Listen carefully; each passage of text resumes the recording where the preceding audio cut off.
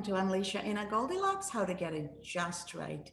Thank you so much for joining us for another exciting and invigorating hour where we are going to be talking about how you are going to be able to find your Goldilocks moment and get things just right. Why do we talk about Goldilocks and why are we building this Goldilocks community? To me, Goldilocks symbolizes balance. As a young girl, she knew her mind.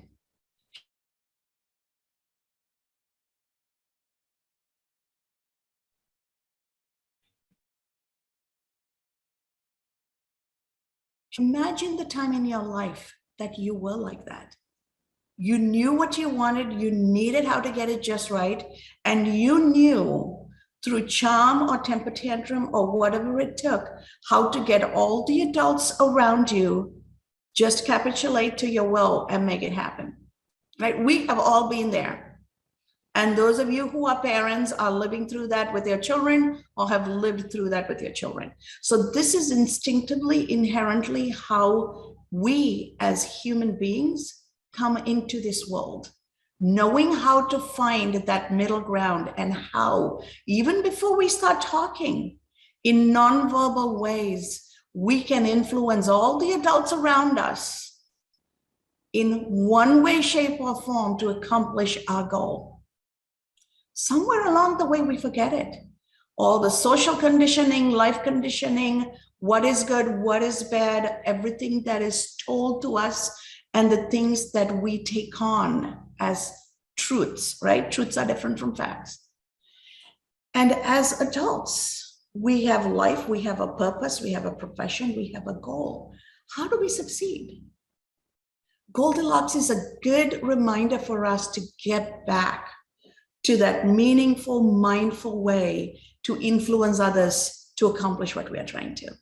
So the benefit of centeredness, research shows that if we understand various perspectives and come from a place of centeredness to address any issue we are trying to deal with, we are going to be able to influence 3 levels from where we are. So 3 degrees of influence. Imagine if I'm at the extreme right end of any situation, I can influence 3 levels towards the center. If I'm at the extreme left end of any situation, I can influence 3 levels towards the center, right? Why am I talking about extremes? Even in families, sometimes parents are in 2 extreme poles.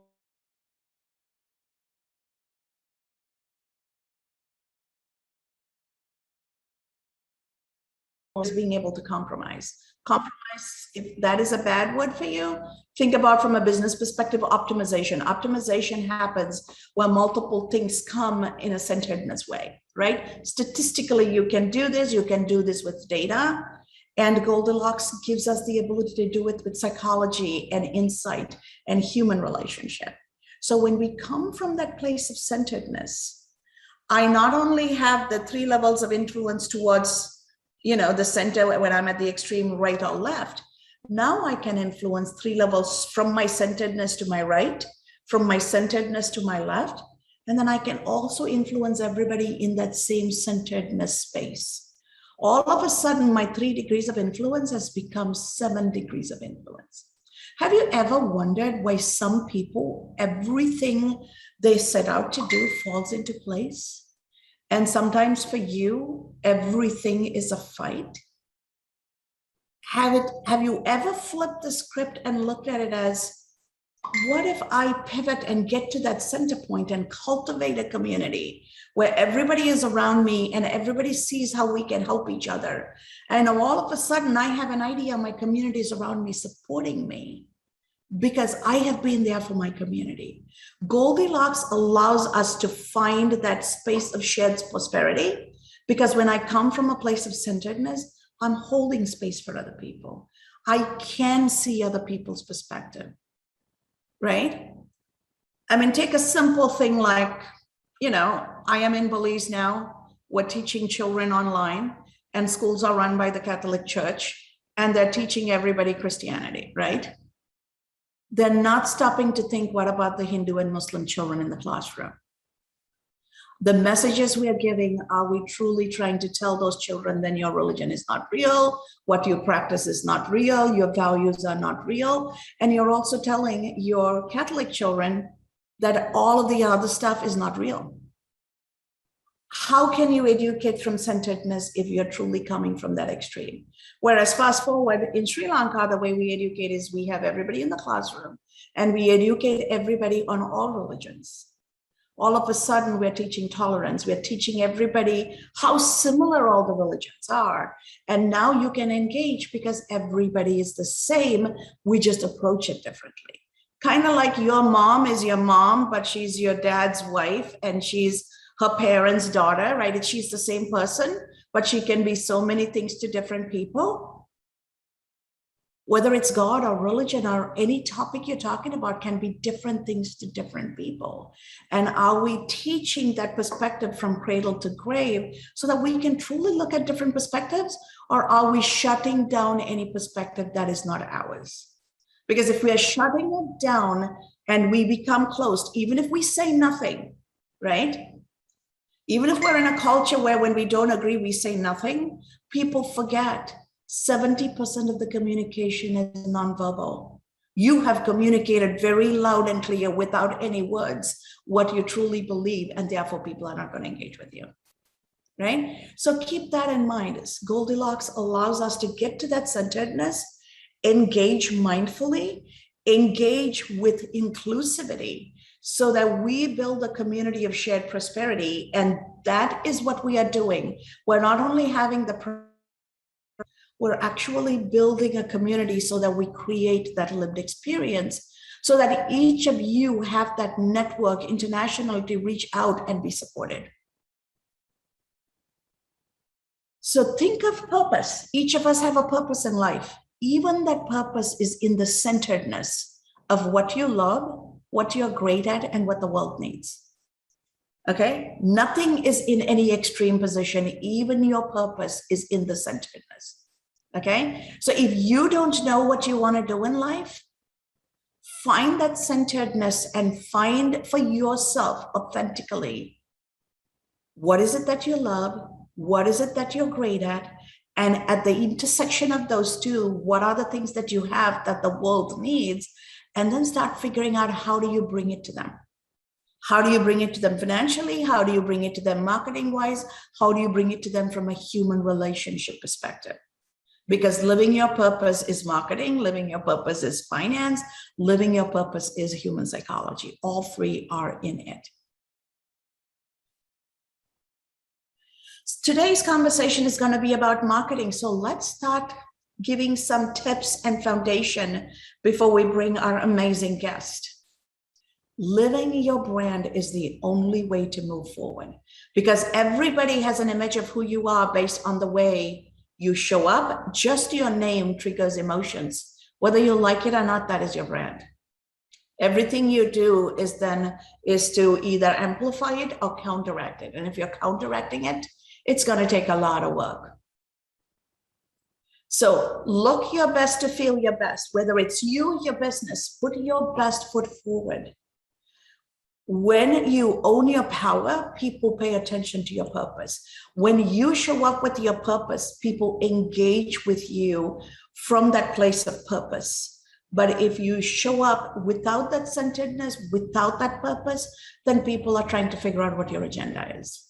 So to be meaningful and impactful, live your brand and show up with purpose and own your power, because it doesn't have to be an aggressive power. It is just a approachable power. It is the human power. It is the influential power. Wisely choose your marketing partner, right? Just like your spouse determines your destiny in your personal life, your marketing partner determines your destiny in your business life. Okay, so whether you like it or not, even if you're in the same gender, it is a marriage for the two businesses, and you are co-creating that whole time. So find somebody who shares your purpose, who shares your values, and somebody you can grow with and who will grow with you. Even if your marketing partner is in a different marketing strategy person is in a different stage in life, They will help you get to their stage. They will lift you up. Find that right partner because they are the key to your mutual success. Okay. They're your collaborative partner. They're going to lift you up. They're going to take you places you may not naturally feel comfortable, but you build that trust and have that faith because together you can get there and authentically tell your story. Marketing and social media and all of the things that puts your story out, it's about authentically telling your story. Be the musician of your life song and let that song open the door. Let the music speak to the heart of people. And your partner, your strategic marketing partner, is going to tell you and guide you on where to show up and how to play your song and how to get that music viral. So to help us how we're going to work this magic is my favorite marketing strategist. And she's going to help us get our marketing just right. Sabrina Kinckle, welcome. Welcome to the episode. Hi, thank you so much for having me, Dr. Henry. It is wonderful, wonderful, wonderful to be on. Thank you. Sabrina comes to us with a world of experience and a wealth of knowledge, with multiple exposure and experience and working in different parts of the world, with multilingual capabilities. And with that comes the ability to understand truly a global market, right? And she is somebody who is very good at coaching executives. She is able to consult and train everybody on how to be the salesperson if you're driving your sales, right? She's going to be the strategic partner to drive your sales and your growth. She is going to help a startup or a mid-sized business actually take that route to success. And she is going to teach you the digital marketing tools, and she's going to drive your digital marketing tools or show you how to do it for yourself if you are in a place where you can do it. So it's a place for you to learn, to grow. And when you come to a place where you want to choose your marketing strategy partner, she's also here to support you through that. And she may not be for everybody, but she's my kind of gal. So she's the one I lean on. She's the one I count on. And I cannot be happier to present her to you and for you to see everything she brings forward. And she is a wife, a hobbyist, a traveler, and overall a super, super human being to be around. Thank you. Oh my goodness. I am humbled, very humbled and excited to be on the show with you. This is fantastic. Thank you so much for having me. My honor, Sabrina. So why don't we take a moment and just have you tell us how you got to where you are today? Because it's not something kids don't grow up saying. I mean, they might say, I'm going to drive a garbage truck because that's a toy, but nobody grows up saying, I'm going to be a marketing strategist, right? How do you get to where you got to?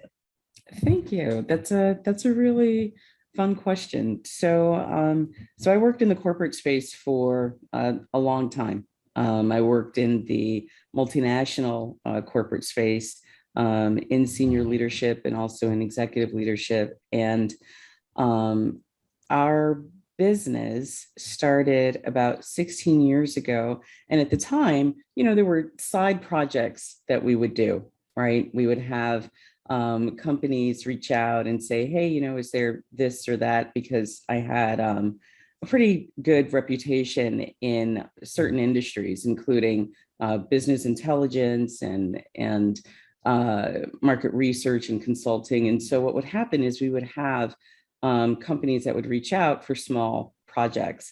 And then as time went on, we developed that into a fuller business.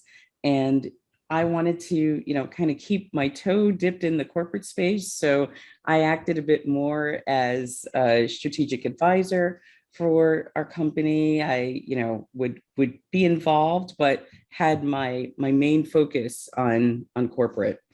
And then sometime over the last 2 years, there were some things that happened in the corporate space that I was in at the time that made me think about how much I wanted to stay working for other people when I really did have this business that was starting to, it was working on all cylinders without me doing too much to bring on clients. And, it got to a point where I said to myself, my dream had always been to be my own boss, really, and love that and own that and do that. I actually come from a long line of entrepreneurs. My parents raised us as them being entrepreneurs.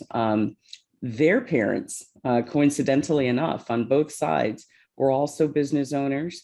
And so this was something that just was a really big part of the fabric of who I wanted to be and where I wanted to focus. But very honestly, fear held me back from 100% letting go of the corporate part, right? There's a safety net, definitely.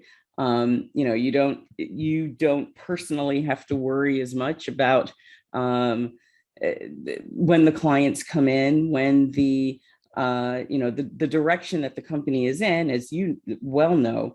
You're involved very much in those conversations. But if you're working for a company that's been around for 50, 60, 100, 200 years, there's a stability and a sense of security in that is really, in many instances, unmatched. And so fear is what stopped me from moving in that direction. And I got to tell you, when I did finally take the plunge, it felt like a huge weight had been lifted off of me. I felt like, that feeling of coming home where, no matter what's considered home for you, for some, that's, the house of your parents. For others, it's, wherever your spouse is, that coming home feeling. And I have to tell you, it was amazing. It was absolutely amazing. So, going into this 100% full time has been rewarding and remarkable. And we have clients that we've had for over a decade, but we also have a lot of new clients. And since focusing on it full time, we've been able to take the business in some really cool and interesting directions, including meeting Dr. Cass Henry and connecting with her and building an amazing professional relationship as well as a great friendship. And so, I feel like those types of things, they're what I would like to call divine coincidences, in the sense that they're not really all that coincidental. It's almost like the universe is on your side, right? And trying to give you those kind of flags and alerts that, yes, this is where you should be. And so my journey to where I am right now was an interesting one and an exciting one as well. But in many ways unexpected, and I love it, definitely. And as you're talking, Sabrina, what comes to my mind is most people become entrepreneurs partway through their corporate career, at least in the developed West, right? So whether it's UK or Australia or Germany or France or US, Canada, we all enter a structured space first and then realize that's not for us. And then we go into entrepreneurial world, right? So there are people in this community who are in that stage where you were when you made that leap of faith. So as you are talking through and giving us guidance today, what would be 3 pieces of advice you would have for those who are making that jump, making that shift and making that pivot? What are the 3 things that you want them to take away so that they can invest as they grow and they pivot so that they get to where you are and, thrive? It's a really, really good question. So, so the first thing I would say is really take some full inventory of your skill set. That's huge, right? The passion piece is very, very important, but really recognizing what it is that you bring to the table is huge. And take some inventory. A lot of times what happens is you go through years of working as a professional, and you're so accustomed to doing it that you're almost doing it by rote, right? And you're not regularly thinking about all the skills that you bring to the table. Some people who work in one industry have an amazing skill set in others that they don't really focus on as much or focus on heralding as much because it doesn't match where they are, right? But as you're taking that inventory and saying, yeah, you know what, I work in finance, for instance, but I'm also an amazing coach, and I've done some amazing things with different groups. I've mentored, I've taught, I've done all of these things, and there is more to what I'm doing than this particular industry. I would say taking that personal inventory is a really, really huge piece. The second thing I would say is start building an idea of how you would want to help others. And notice that I said how you would want to help others as opposed to how you would want to help other businesses. Even if you are helping other businesses, you're helping people, right? Because it is people that make up it. There are people in those organizations. And so how can you help other people?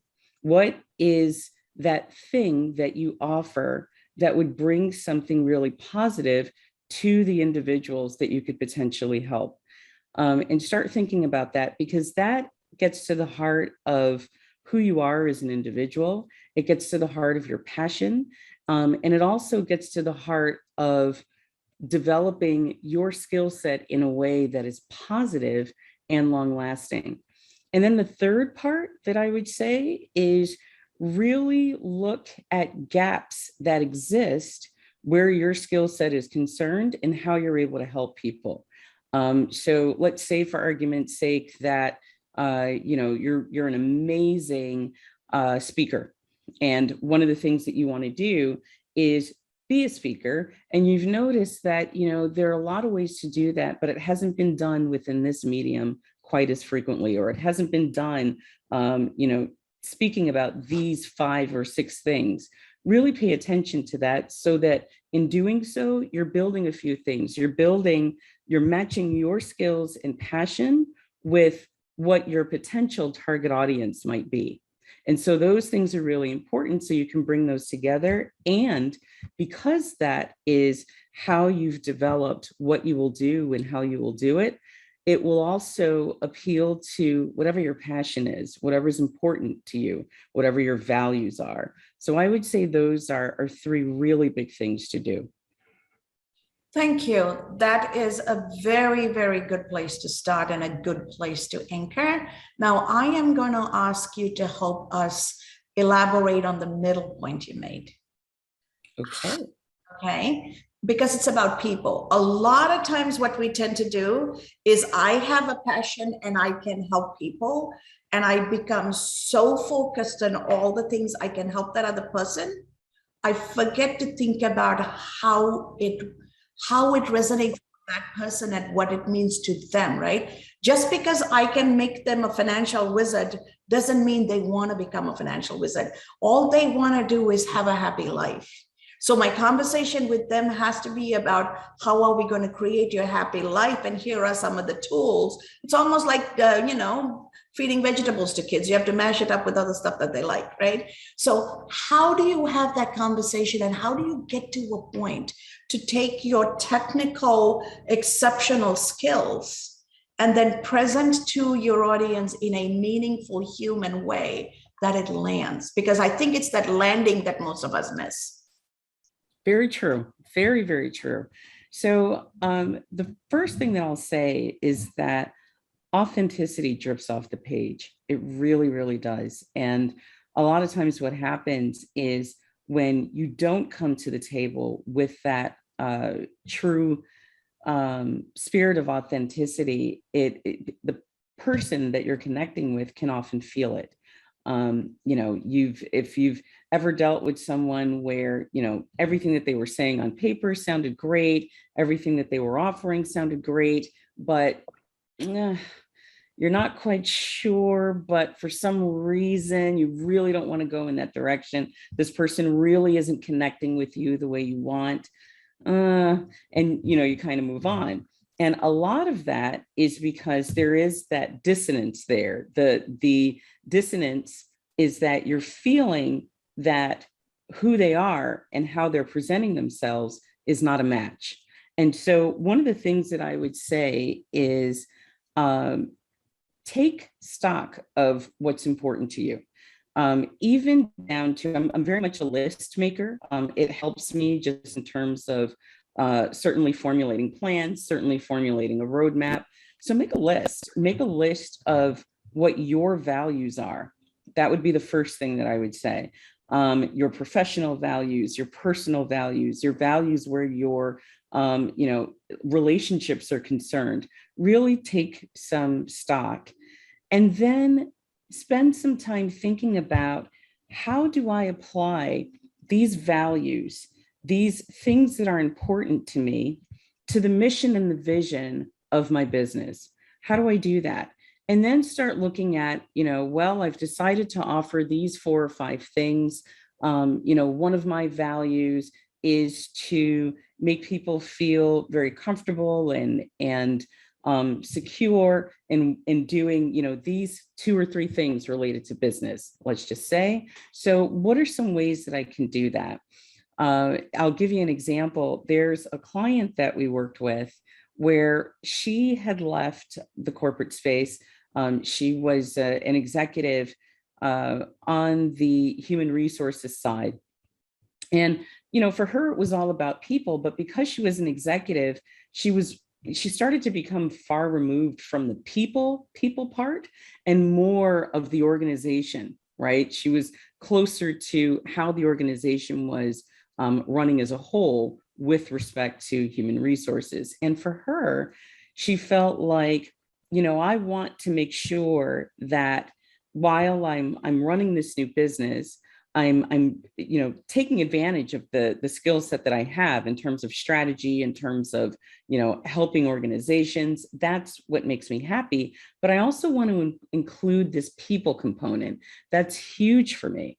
And so for her, we looked at how she could offer different mentoring, different coaching, different sessions where, as a side part of her business, she was able to incorporate some of the more strategic related services with this mentoring piece. And so bringing those 2 elements together worked really well. And even as she spoke with prospects, spoke with potential clients, businesses, about how her human resources services were different, they were very, very drawn to working with her in a different way.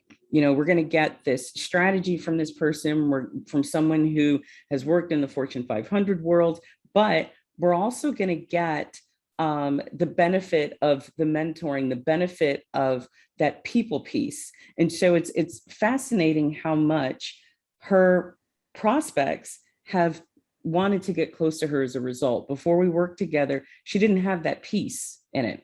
And now that she does, that has taken things to the next level for her. So, bringing that who you are piece to it is huge, and figuring out how you connect the personal values with what you offer professionally, so that this way you are able to make that impact not only on an organization, but the people that you'll come in contact with is a really, really big place to focus.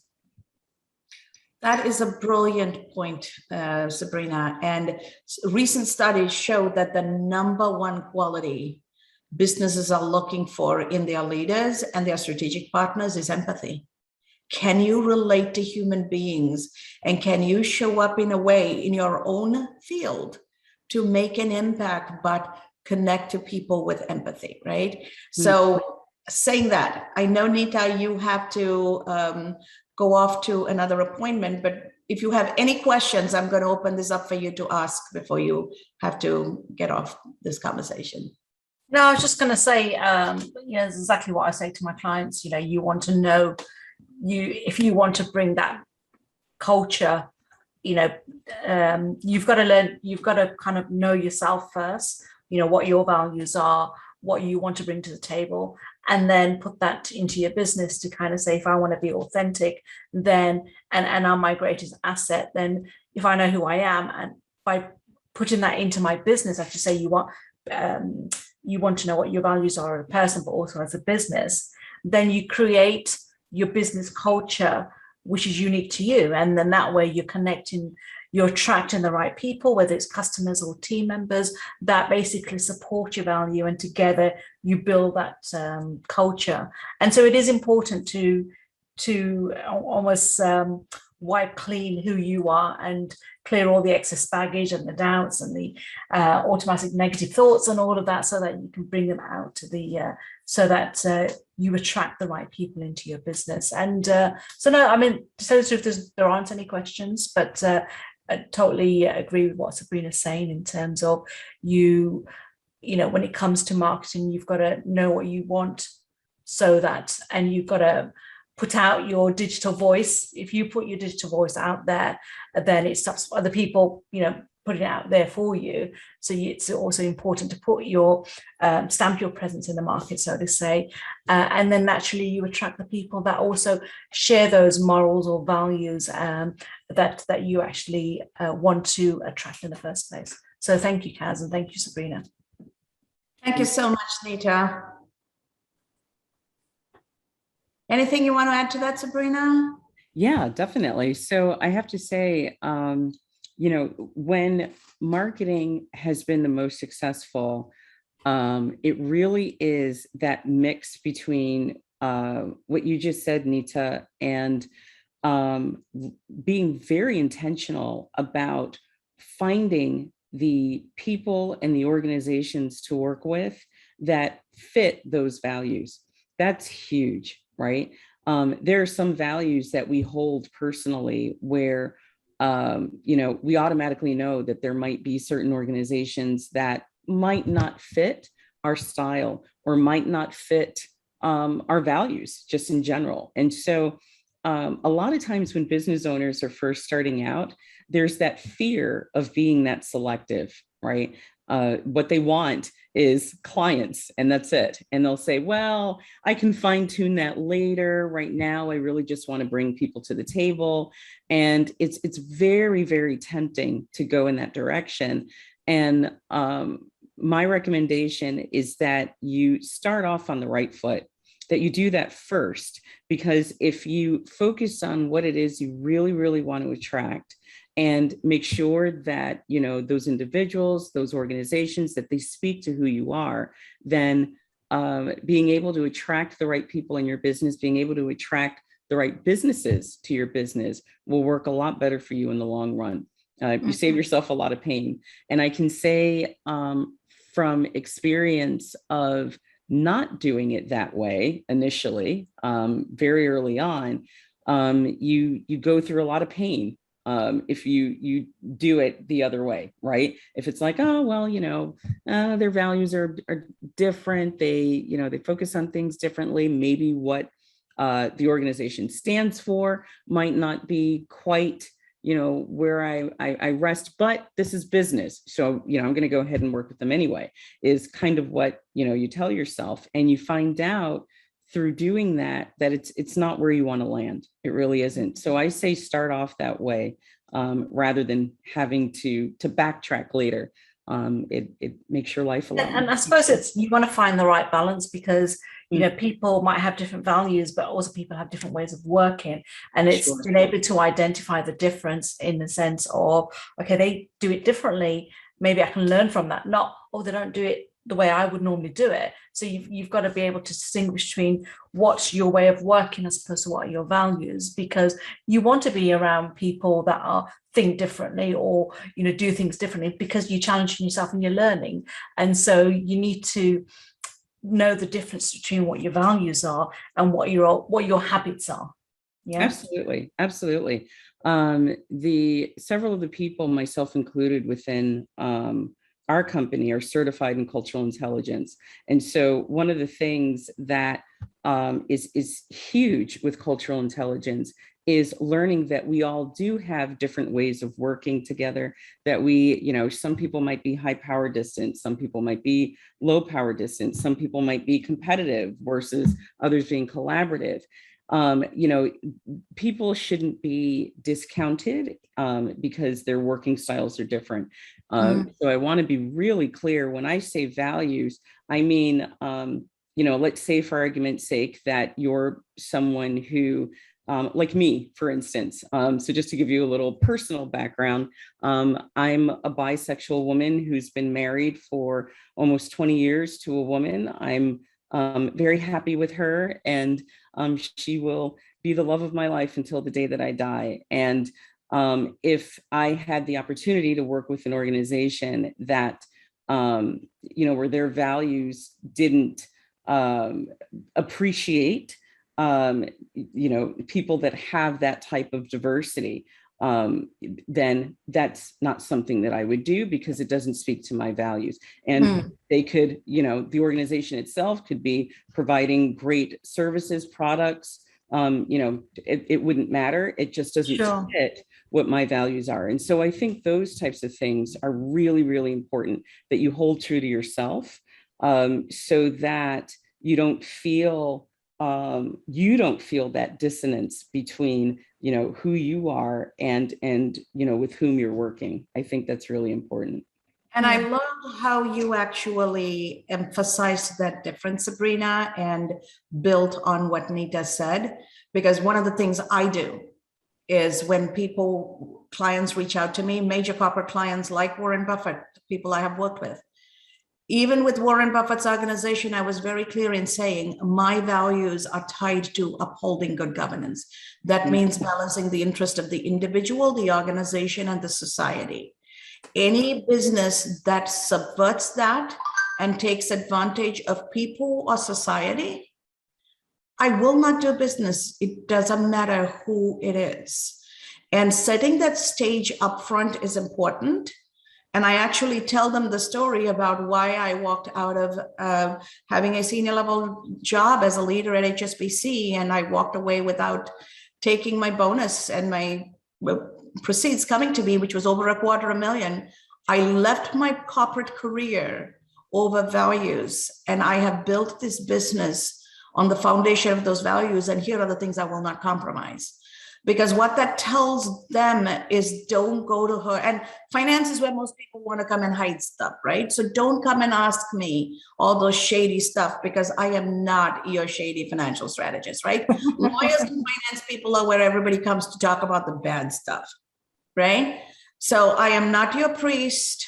I am not your bartender, but I will do things the right way. And if your intentions are not aligned, let's not go there. I respect what you do. I don't need to know why you do what you do. Let's just end it here. And so I am fully in resonation with you, Sabrina. That's awesome. Yeah, I really appreciate that. And, I think with the ability to be able to work together, once it's been established that they have values that you're comfortable with, there are ways to work really, really well together with people of different backgrounds, different ways of doing business. One of the things that we teach people is how to do that effectively. If you're, say for argument's sake, from the United States and you're working with, a Chinese company for the very first time, and you're not aware of, how to effectively do business, negotiate with, communicate with, collaborate with, Chinese business, there might be some things that you need from a training perspective. But it would be a huge miss to say, oh, well, we're not going to work with that organization because we just don't understand, or we just don't get it. So I completely understand that point as well, and would strongly recommend against doing anything like that. But I think that values, just in terms of who you are and what's okay for you. I love what you mentioned, Cass. I think it's a really good example of saying, this is me, and this is what works for me, and how I want to engage with an organization and the type of organization that I want to engage with. If that's not where you guys are, that's fine, but I won't be working with you guys. And so I think that's a really important piece. And I think it allows us to own our power, and I truly believe in what we do and why we do what we do, right? So Absolutely. I just want to pivot a little bit and go into social media marketing, because in the age of democratization of marketing through social media, everybody thinks that they can do social media marketing and they can turn it into a business. Okay. So what is the proper definition of social media marketing, and what are the tools in the toolkit to actually make that happen? Because too many people are trying to make money and all they know to do is post on Facebook and Instagram and TikTok. That's not social media marketing. It's an excellent point. So if the only thing that someone wants is just to be seen, then you can certainly post things on social media, all day long, and that be your way of doing things. I think there's a difference between social media exposure and social media strategic marketing. The two are very different, right? So in the first camp, you have people who they really just want to post stuff. They might do a few videos here or post some things on social media, and where the thought is, hey, I'm getting out there, people are seeing me, and that's enough.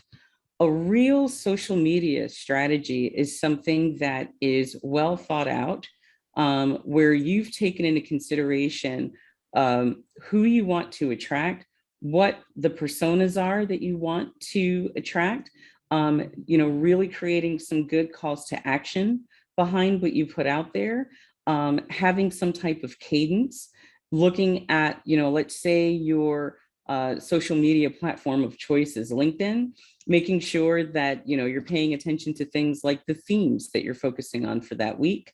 And then really making sure that there is that connection between what you're putting on social media and the other activities. Social media should only be part of a larger marketing plan. Whether it's, part of an email messaging, social media posting, and let's say podcasting plan, right? Where there's this mix and where all of those things come together very well, where you can look at that strategy and say, these are the reasons why I'm executing these activities. This is what I'm executing. And here's what that path is, or that roadmap is, over the next, 3 to 6 months. So that this way there's a really good, there's a plan in place, but there's also a way for you to measure how that plan is working. And so that's a really important piece. If for whatever reason, you're just blindly posting stuff on social media, even if you're doing it every single day and it's not part of a larger program or strategy, then you probably aren't going to get out of it what you want. It's a matter of really bringing those elements together. So what I am understanding from that is, don't make noise to make noise.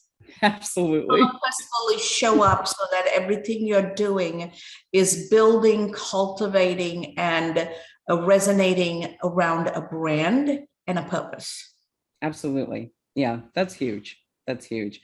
If you're just posting to be posting, hey, this is me again. Let me tell you what I ate last night.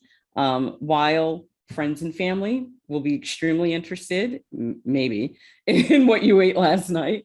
Everybody else, they might feel like, okay, how does this tie in with the larger message? How does this tie in with your brand? How does this tie in with why I should be interested in you as, a potential client?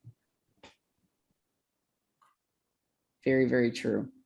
And I think another thing that's really important is making sure that some of what you put out there isn't just your voice, right?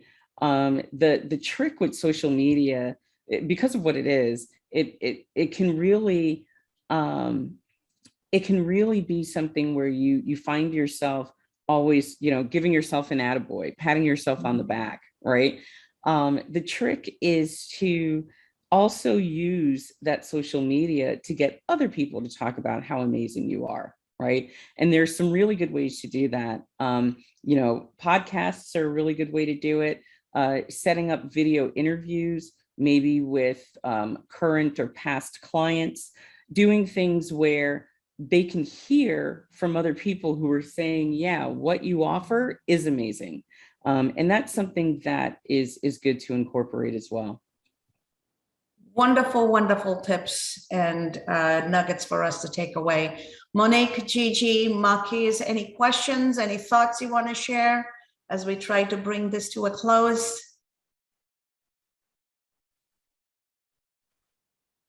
I Hi. have nothing immediate. Oh, please go ahead. I'm sorry. Go ahead. Oh, sorry. So in Belize, I have an insurance agency. I sell insurance. So the last thing you said just now, where you ask people to share their experience, is oftentimes I would ask clients to like leave a review on my page, leave a review on like my Google search when you Google my name.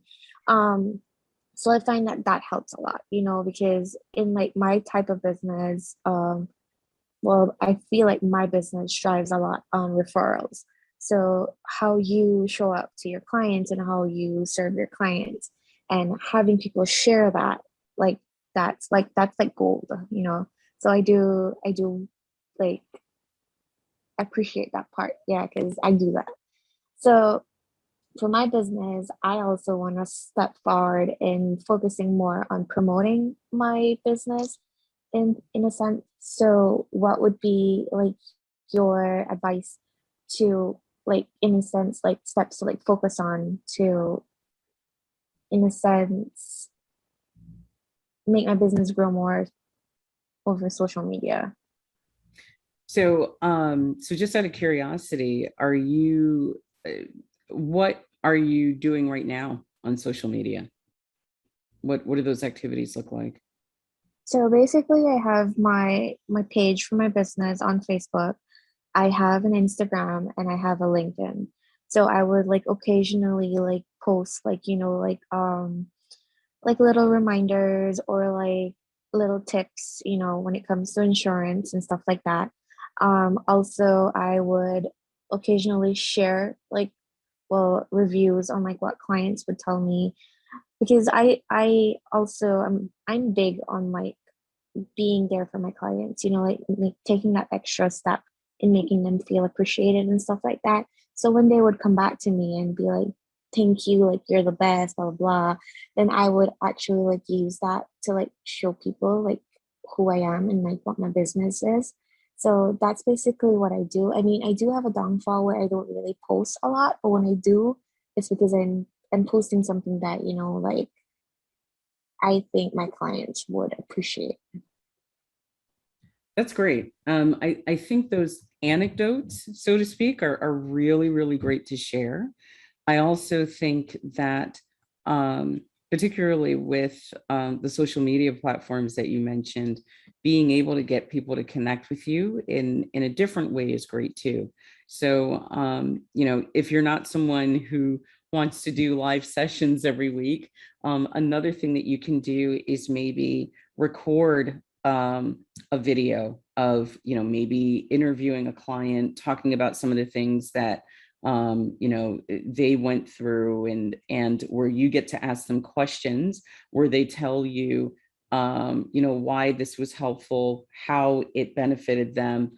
And then, that could be part of the video. And another part of it could be you focusing on something that is a tip, something that's informational, something that will really help them, with a call to action built in, so that this way they know how they can connect with you later.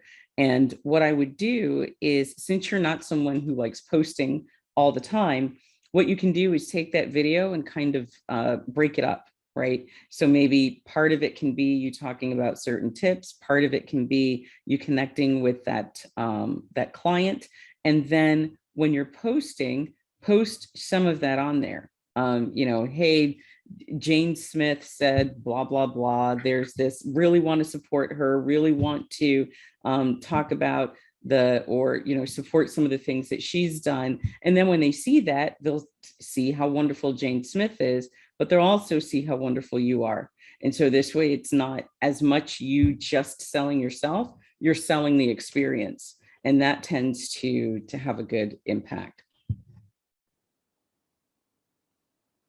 Wonderful advice and very insightful question. Thank you for asking the question, Gigi. So as we bring this to a close, I can't believe that the time has flown by. Thank you for sharing your insights and your expertise, Sabrina. Is there a closing thought you want to leave us all with? Not just our live audience. We have a lot of folks who are watching it Facebook Live, and then we have our YouTube watchers watching this on YouTube. So what advice do you have for all of us? Because even if we don't have a business, even if we're working for somebody, we are marketing ourselves, right? Getting a job is about successfully marketing and closing a deal. So we're always marketing. Finding a spouse is marketing, right? Everything is marketing in life. So what advice do you have for all of us? So I would say, be as authentic as you possibly can, truly. And whatever it is that you're putting out there, I loved the job example that you just gave. If you are working within an organization and you either want to eventually move up within the company or, go to another company, that personal brand is still really important. And so thinking about who you are and what you want people to get from you is in terms of understand about you is a really, really important piece. And so I would say have that top of mind whenever you're putting anything out there. Absolutely. Beautiful. Thank you. Monique, I see your hand is up. Go ahead. Hi. Yes, Dr. Cass, I truly enjoyed this segment. Marketing has always been a space that I enjoyed. I previously served in our organization as the marketing and public relations officer.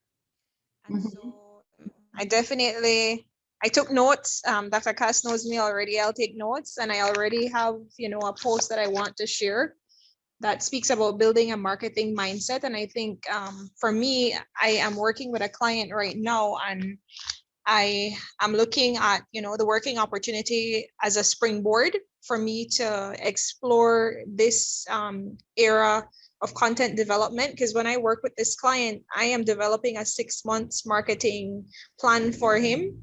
And it basically has, the different eras that we'll cover on a day-to-day basis, and it's structured. So I do appreciate when you mentioned that, it's important that we don't make it just about us. You find the client's voice when it comes to marketing to ensure that you're aligning to the persona, the avatar that you're trying to attract online. So that definitely struck a chord with me, and I'm looking forward to connecting with you on a more deeper level, exploring marketing in the community that Dr. Cass is looking to unlock soon. Thank you so much. That's really, really great to hear. That's fantastic. Thank you so much, Sabrina. I cannot thank you enough for making time and coming here and sharing your wisdom, your experience, and helping us all. And I literally mean all, because we all need to understand, especially in the age of social media marketing, how are we showing up? How are we building our brand? How are we authentically, whether we're aware or not, intentionally or not, creating that persona that is going to stay with us forever? A lot of young people don't realize when they post things in social media, it's going to stay with them forever. And it's going to prevent them from making certain career choices, because those choices are already taken off their hands because of their actions that were not mindfully taken, right? So that's a conversation. Maybe that is an episode we need to have separate and apart from this, Sabrina, so that we can help young people shape their future in the present, right? And so that I would leave it as a food for thought for all of us. And thank you for the community for showing up. Thank you for engaging. And thank you truly for being a part of this community where we are learning and growing and building for our shared prosperity, because it is going to take a village. If nothing else, COVID has taught us that it's going to take all of us to get to where we need to get to. If you have any questions, any topic suggestions, any follow-ups, feel free to reach out to me at cass@casshenry.com. Subscribe to our YouTube channel where you can catch all the episodes. And remember, how you show up matters. Your smile, your empathy, your human relationships, your connection, your ability to keep your word, those are all your brand. That is what you're building every day. And so be mindful, go out there and live your purpose and transform lives. And in that process, please remember to transform your own.